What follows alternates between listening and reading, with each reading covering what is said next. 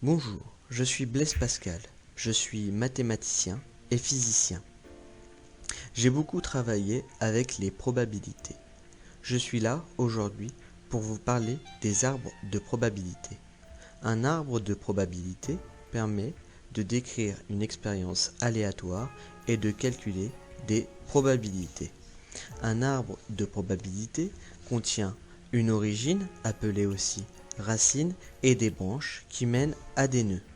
Ces nœuds en mathématiques sont appelés événements. Sur chaque branche, il faut inscrire le poids de cette branche, c'est-à-dire la probabilité pour qu'un événement soit vrai. La somme des poids sur une partie de l'arbre est toujours égale à 1. Pour connaître la probabilité de tout un chemin, on multiplie les probabilités que l'on croise.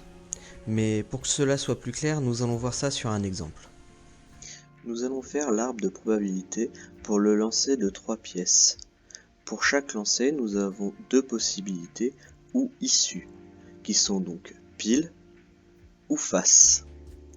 Chaque issue a 50% de chance de réussir, c'est-à-dire que nous avons une chance sur 2 de faire pile et une chance sur 2 de faire face. Si nous additionnons un demi et un demi, nous avons bien une chance totale de faire pile ou face. Donc là, nous venons de créer ce qu'on appelle la branche principale. Nous allons donc créer la branche secondaire. Donc la première branche secondaire, pareil, nous lançons une deuxième pièce, donc 2 possibilités, pile ou face, avec toutes les deux une chance sur 2 de réussir. Donc nous allons créer aussi le troisième lancer qui a aussi une chance sur 2 de faire pile et une chance sur 2 de faire face.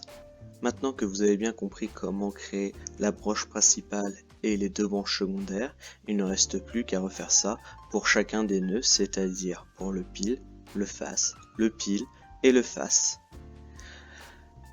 Maintenant, imaginons que nous voulions prendre le trajet qui serait pile, pile, pile, donc chaque pièce lancée arrive sur la même face qui est pile. Il faut pour cela multiplier les valeurs qui se trouvent sur chaque branche, c'est-à-dire faire 1 demi fois 1 demi fois 1 demi. Donc pour cela, vous pouvez prendre votre calculatrice et donc faire 1 demi fois 1 demi fois 1 demi, ce qui donne donc 1 huitième. Donc la probabilité de faire pile, pile, pile est d'une chance sur 8.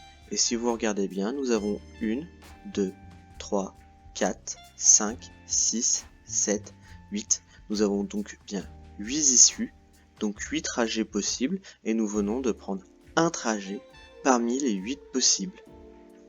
Donc si on cherchait la probabilité par exemple de faire pile, face, pile, il faudrait faire la même chose, c'est-à-dire 1 demi fois 1 demi fois 1 demi, qui donne bien 1 huitième.